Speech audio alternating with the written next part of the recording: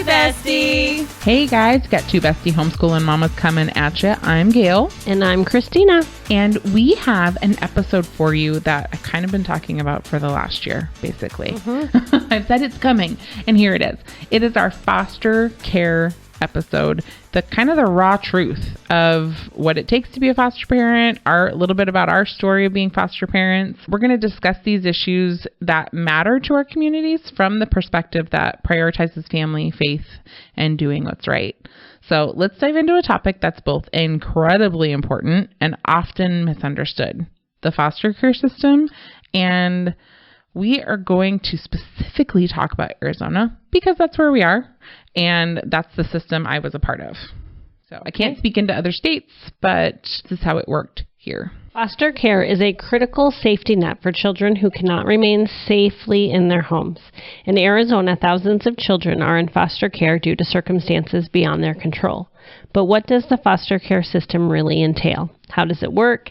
What are the challenges faced by both the children in the system and the families who step up to foster them? First, let's talk numbers. As of June 30th of 2023, there are approximately 11,000 children in Arizona foster care system. These children range in age from 0 to 20, and they come from diverse backgrounds. This info we found from DCSArizona.gov State Fiscal Year 2023 report. However, they all share one thing in common, the need for a safe and loving environment. Yeah, they do. They really do. The reasons children enter into foster care can vary so widely, from neglect to parental drug abuse to situations of domestic violence. What many people don't realize is that the goal of the foster care system isn't just to place children in new homes, but rather to work towards reunification with their birth families whenever it's safe and possible. And this should be done quickly, in a perfect world. It is not typically done very quickly. For most children, it's anywhere from 10 months to 24 months that any particular case can go on. Really depends on how quickly the bio parents decide to step up. It has a lot to do with the list of things that the state gives them to do and whether or not they can complete those things. So this is such an important part here. The ultimate goal is always to provide the best possible outcome for the child, which in many cases means reunifying with their biological families. But when that's not possible, adoption becomes the next best option. Which we have shared our adoption story out of foster care with you guys. If you've missed that episode, go back and check it out. But Arizona has such a broken system, y'all. I don't want to sugarcoat it at all, but the foster care system is broken and they need to improve the foster care system badly. But even working in the system that currently exists, there are still such significant challenges as a foster parent and really for the biological parents. And for these poor children, it's quite difficult. One of the biggest is the sheer number of children who need homes compared to the number of available foster families. So there are only about 3,000 families that are licensed at any given time in the state of Arizona. And so per DCS's website that I was on, when I was investigating current numbers, the website states that there are 5 children per licensed family. Wow. This gap can lead to children being placed in group homes or having to move multiple times, which can be incredibly disruptive to their development. And I can speak to that for sure. This is why Arizona continues to utilize the kinship foster care in a much greater rate than the national average, which is 35%.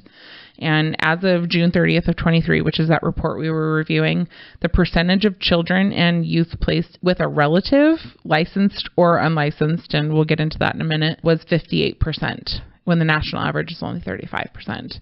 So they are trying really hard to keep kids with their families as best they can, as long as those family members are safe. And that brings us to the importance of community involvement. Churches, civic groups, individuals can all play a role in supporting foster children, even if you aren't able to become a foster parent. For example, you can volunteer as a CASA or be a part of the foster care review board. You can donate. You can support families who are fostering, those kinds of things. Real quick about the CASA, that is basically like a big brother or a big sister for a foster child. So a foster child has a GAL, which is a guardian ad litem. That is their lawyer. And the parents all have lawyers. And then they have their DCS worker. But a CASA is like the person who will take them out to lunch or go to their play or their sports game or whatever, in addition to the foster families. But that CASA is there for extra support for the child and for the foster family. That's awesome. Typically for the child, mostly. The Foster Care Review Board is literally made up of volunteer civilians. And basically, we have done a lot of foster care review boards as the foster parents, but you go into a room, and if you go in person, I always went in person because I wanted them to see the child. In my opinion, that was really important, that they physically got to lay eyes on this child. And so we would go. Sometimes bio parents would call in. Sometimes they would show up. I had never been to one where they actually came to the meeting. A couple of them they called. The Foster Care Review Board is typically before you have like a report and review with your judge. And the Foster Care Review Board will give a recommendation to the judge on whether or not how the child's doing in foster care, how the bio family is doing, and how the foster family is doing with the child, and those kinds of things. So it's basically a unbiased report from people who don't know you and don't know the parents. They're not part of the case, which is important because people who are inside the case can typically be very emotional. And not know all the pieces, right? As a foster parent, I had a lot of feelings towards the biological parents, but didn't know what was happening behind the scenes for what they were doing to get their kid back, kind of thing. So that is why being a part of the community, whether you were actually fostering or not, is so important. Yeah, absolutely. Let's talk a little bit about what it takes to become a foster parent in Arizona. What's the process like, and what kind of support is available? Okay. So when we became foster parents back in 2016, we actually started the process, I guess it was early 2016. We started actually fostering children in our home in November of 2016. Becoming a foster parent has a lot of steps. So first, there's like an orientation that explains the process and what's expected. Landon and I did that at our previous church. The class was called AZ127. And I love that churches are putting these on. And I mean, the church is who's supposed to take care of the widows and the orphans. And so I'm loving that churches are putting these on. I think it's important, just informational. You're not signing up for anything at that point. So we did that. And then as prospective foster parents, we underwent a background check, a home inspection, and training when we decided to sign up for it. So I'm just going to kind of put this in then as a disclaimer that as homeschool families, I know inviting DCS into your household can be scary. And it shouldn't be, because you're not doing anything wrong. And I want you to know that you're not doing anything wrong. And inviting DCS into your home shouldn't be a scary thing as long as you're homeschooling your kids and loving the Lord. I mean, really, that's all there is to it. And it's important, though, as homeschool families, while you shouldn't be afraid of DCS, that you have your HSLDA membership. Because if somebody does have something to say about what you're doing, HSLDA will be right there next to you to fight it if they're going to come at you with something silly. So it's important that you're a part of HSLDA. So if you're not, check them out. We'll include their information in our show notes. But just kind of a little disclaimer there. Also, if you're a homeschool family and you want to foster, unfortunately, currently, you cannot homeschool the foster child. That child has to be placed in school if they are of school age. You can still homeschool your own kids. Right. You can still homeschool your own children. Just not the foster kids. Right, just not the foster child.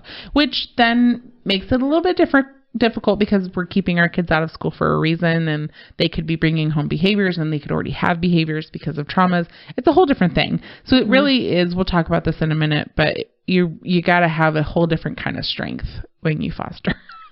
So there's that. And then through the process, after the inspection, the background checks, the fingerprinting, all the things, they're doing this because the state wants to ensure that the children are placed in a safe and nurturing environment, because they're typically removing them from something horrific, usually. And I don't know if you guys know this, but the state actually has a system in process first before they're removed, typically, unless it's a heinous issue, but where they have in-home services for a long time. They can get in-home services and the parents can get help and they can make a safety plan and all these things before the kids are actually removed. And they really do utilize those.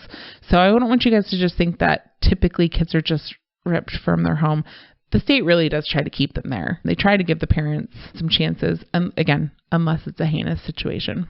And then as for support and resources, when you're going through the training and stuff, they give you the information. They talk to you about counseling, financial assistance to help foster parents. And I need you guys to hear me real loud and clear here. Foster care is not meant for you to make money.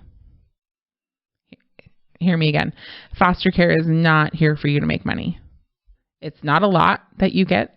The stipend that you receive is, I think, $19 and something a day, $19 and change a day. It is basically to replenish what you spent on the child the month before.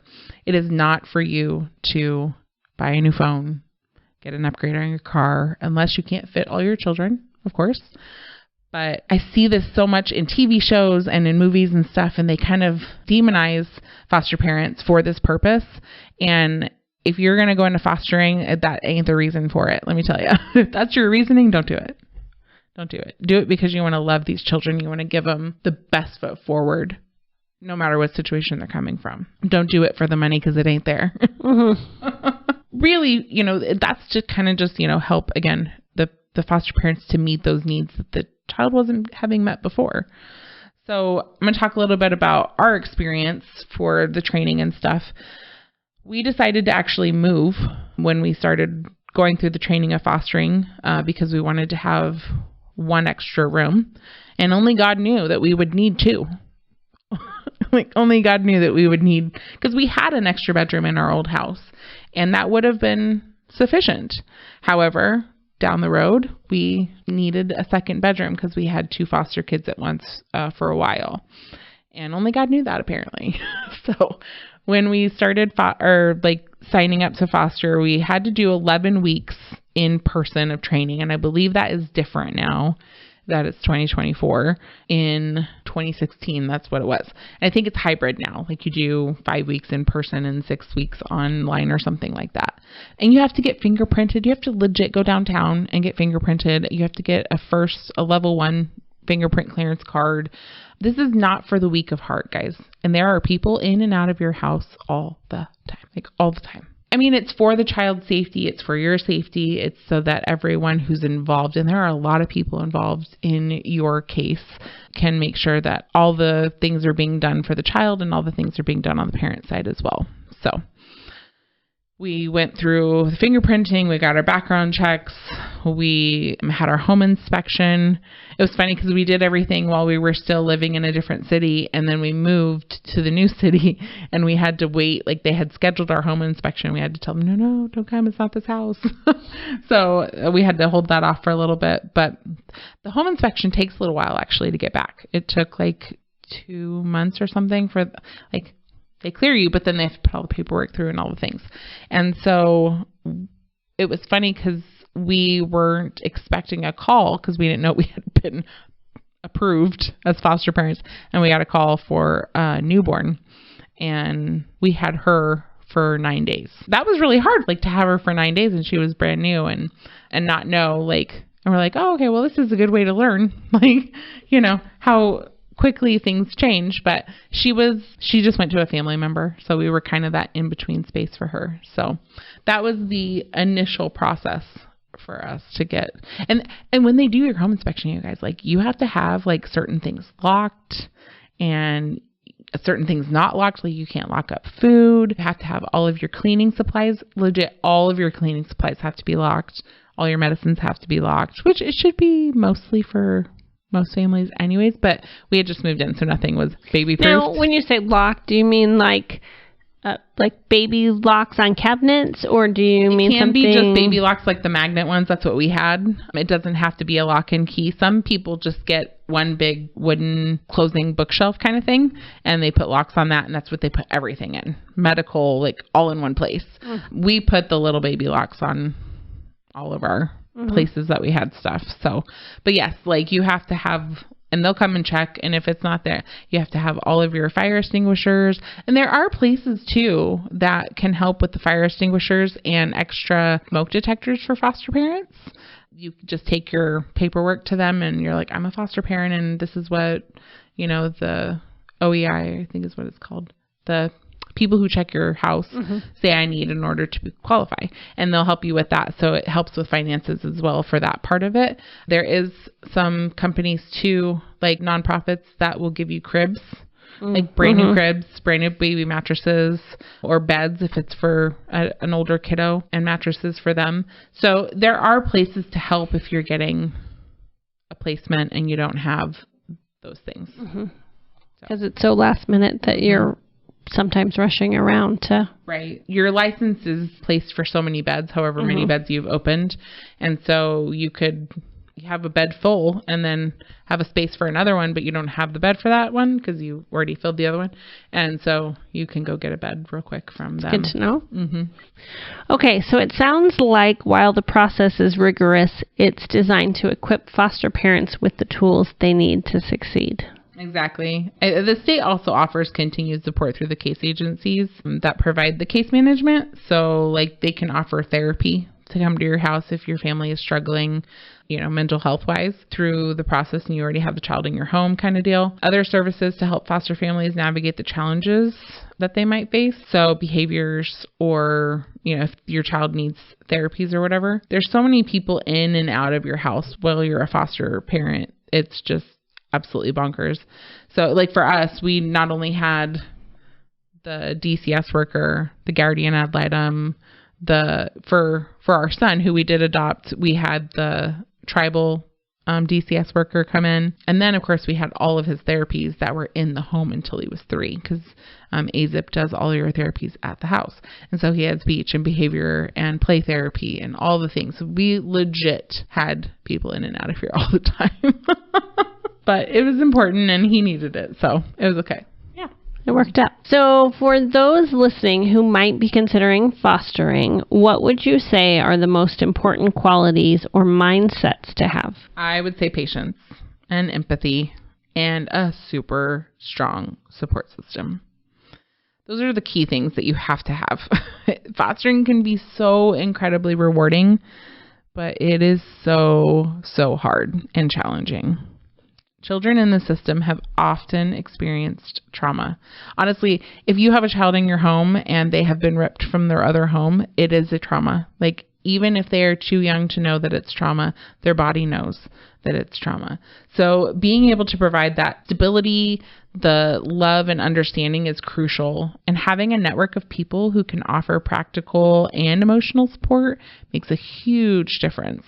So if you are a part of a community and having people that come around you, when you need it, that's going to be the thing that saves you seriously. Also talk to other foster families.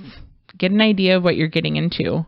It's a big decision and it should not be taken lightly. And you need to pray. Above all else, pray. And make sure that your spouse and you are aligned throughout the entire process. If there becomes a point in the fostering process, whether it be before a child is actually in your home or you've already fostered one and they leave and your spouse is not on board anymore, stop fostering. It's just not worth it if you guys are not on the same page. It's not worth the regret that someone might feel. Or I can honestly tell you, it was the hardest 3 years of our marriage, I think, ever. You can't go anywhere unless you have an 18 or older DCS approved babysitter, basically. So you're home a lot, and so you really have to be strong together when you do this. I'd also say going into knowing that your heart is going to get broken. Knowing that these beautiful children will eventually go home or to a family member, keeping them with their biological family is always their goal for reunification. It will tear your heart out and stomp on it like a big gold cement truck has run through your chest. But knowing that, what an honor it is that you can do this for them when they can't and shouldn't have to have their hearts broken. As grown-ups, we should be able to regulate, even with it being hard, so much better than them. And so you have to know that that's going to happen and just accept it. I have people who've told me all the time, oh, you were a foster parent? I could never do that. I could never give them back. And I said the same thing 10 years ago. I said I could never foster. When we talked about having more kids later in life, when we knew we couldn't physically have them anymore, we talked about maybe just straight adoption. And let me tell y'all, that's crazy expensive. It's crazy expensive. It's over $25,000 just for a child here in America. And that's a whole different episode, right? Like, adoption should not be so difficult if there are parents that do not want their children, folks. If you know that going into being a foster parent, your heart's going to get broken, it's helpful. It doesn't prepare you any better, though. When that child goes home or they move them to a family, you will lose a piece of you. And that piece goes with them because now they're stable and you gave them a really, really good start. For us, we did newborns. We had 4 kids in about 3 years. And like I said, the first one went home to a family member. And I'm not going to tell any of their stories, like the reasons they were taken into care and stuff. That's their parents' story and their story. It's not mine to tell. But we did have her for 9 days, and then we had another little girl we had Corey, who you guys know, and he's mine, so I can tell his story. Well, I can tell parts of his story. I'm not going to tell his parents' story. But we got him when he was 7 weeks old, and we had him, and then he was removed from us to go to a family member because they thought they were going to adopt him. And so that, for me, was probably one of the harder ones because I knew in my heart he was my son. Like, something had been said to me from the Lord, like, this is your kid. And so that one was really hard. And it was hard because we didn't get to say goodbye. Like, I did, but Landon was at work. And so he didn't get to see him before he left. And so that was really difficult. That was right around Mother's Day in 2017. So that was really hard. And then while he was gone, we took a couple months to recover. You can close your license for any given period of time. You can just put it on pause, and they let you kind of recover. They know how hard this is, the DCS workers. And then we ended up getting another little girl, and I was still working at this point, and I don't know what I was thinking, but I was still working. And we got her. She was brand new, again, like legit brand new. I think I got her at 10 weeks old, but she was just my tiniest of tinies.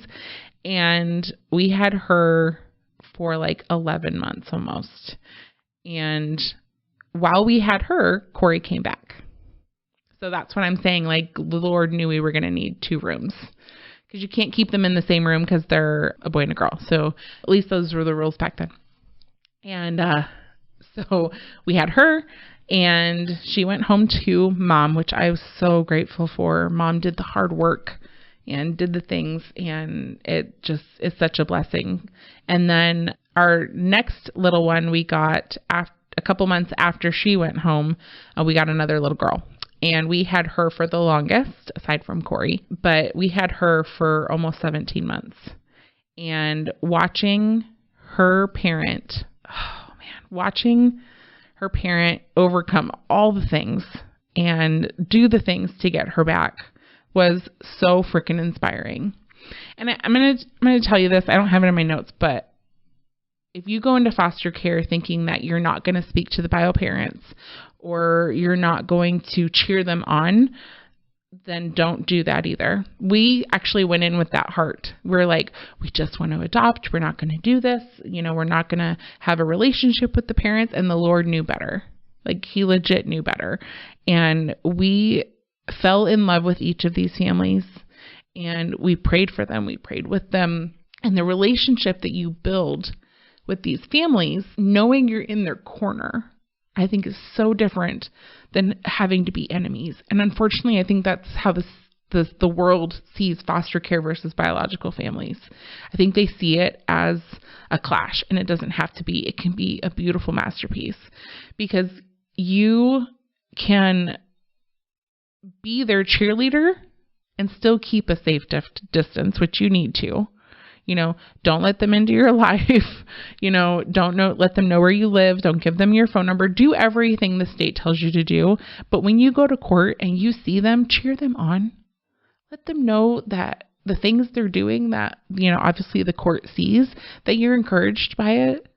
It makes such a difference, especially if they're alone in what they're doing in their journey in getting better or whatever it is that they're having to do. That relationship that you build with them is something that for us paid off because we get pictures and we get updates and we talk to 2 of our 3 girls' families. And so we get to see them. Like, we don't get to see them in person, but we get updates on them and we know that they're safe and we know that they're healthy and we know that, the parents are doing all the things. And that takes away some of that broken heart. Every single time you get a picture, that takes away some of that broken heart because you know that they are exactly where God has planned for them. And that is the funnest part of foster care, is seeing them go home to a family who did do the work and did love them and is loving them well. And so if you treat the family well, then they'll treat you as family and they'll give you updates and stuff typically. And I think if you're going to go into foster care, that has to be the heart that you have, because you can't do it. You can't do it otherwise. I just don't think it's appropriate. I think it ends up being so sad and unfortunately part of the broken system. It is a hard journey and it's so worth it because all of these kids need someone to love them. And if we could still do it, I would. If I could convince my husband. But right now we're missioning our son who we adopted out of foster care. And right now that's very important. People being in and out of his routine would not fly well for his needs. And so we have to, that's the other part too, is knowing when to stop if you are fostering and knowing when to start and what's going to work best for your family. And there's no judgment. If you can't foster, go do one of the other things. Support a foster family in your community. Do something to be a part of it. Yeah. As we wrap up, I want to leave our listeners with this challenge from what she just said. Whether or not you can foster, there are always ways you can be involved. Consider mentoring a foster child, donating to an organization that supports foster families, or simply spreading awareness about the need for more foster parents in Arizona. And if you have a friend who is fostering, support them, be there for them, help them. Yeah. There may be days when they want to tear their hair out and, just go and hold their hands so they don't, or go hold the kid so they don't. The biggest thing with foster care is that these kids are going to come broken and you have to let your heart break so that theirs doesn't, and so that you can help heal theirs. That's really all there is. You need to be that safety place for them for a while and whatever God calls it to be. So every little bit helps with foster care. It's truly a community effort, and the more people who get involved, the better outcomes we can create for these beautiful children. Remember that every child deserves a safe and loving home, and together we as a community can make that happen. So if you found this episode valuable, please subscribe, share it with everybody. Share it with everybody. And leave us a review if you found it helpful or information you didn't know, or if you have questions, I'd be happy to answer them. So, all right, let's pray. Lord Jesus, thank you so much for all of your blessings in our lives. And Lord, we pray over the 11,000 kids in foster care. And I'm sure that number is different since that was from last year. But Lord, we pray over all those children, whether they be in a group home or a foster family or a kinship family. Lord, I pray that all those families and those children feel the love straight from you, Lord. That is such a hard place to be as a child, to feel so uncertain about your world. Lord, I pray for any of the people who are listening who may want to open their heart to be a foster parent. Lord, I ask that you prepare their hearts as they hear this and as they've been listening. that they will be obedient to whatever you call them to do. And Lord, I pray that we can fix this broken system and take care of these beautiful children. In your amazing name, amen. Amen. All right, guys, we'll see you next week. Bye. Hey, bestie.